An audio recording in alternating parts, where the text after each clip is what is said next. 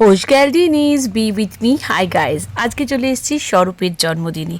জন্মদিনটা কাটিয়েছি খুব দারুণ করে, মজা মস্তি আর সব বাড়ির বাচ্চা কাচ্চা আর বড়রা মিলে। সুন্দর এই কেকটা মিয়ামোর থেকে অর্ডার করা হয়েছিল, আর কেকটা দেখে প্রিয়াংশু স্বরূপ দুজনেই ভীষণ আপ্লুত ছিল। জন্মদিন ছিল স্বরূপের, কিন্তু পাশে প্রিয়াংশুকেও উইশ করেছিলাম আমরা। Happy birthday to you, happy birthday to you, happy birthday dear Swarup. Priyanshu বার্থডেটা এমনই একটা সেলিব্রেশন, 1 থেকে 100 সবাই এনজয় করে, আর তার মধ্যে আমরাই বা বাদ যাই কেন?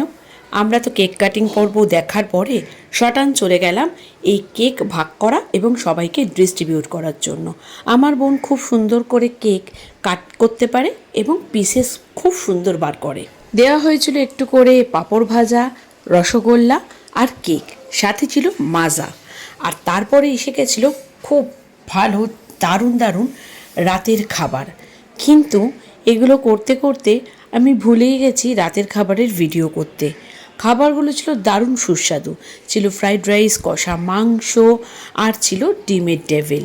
আমাদের আফসোসের তো শেষ নেই, কারণ সেটা ভিডিও করতে ভুলে গেছি আমি বোন দুজনেই, কিন্তু কিছু আর করার নেই। যাই হোক, খাবারগুলো ছিল দুর্দান্ত টেস্টি। এবার চলছে ফটো সেশন, আর পুচকেগুলোর দেদার মজা। তার মধ্যে আমরাও একটু মজা করেছি। এবার চললাম, কেমন লাগলো অবশ্যই জানাবেন।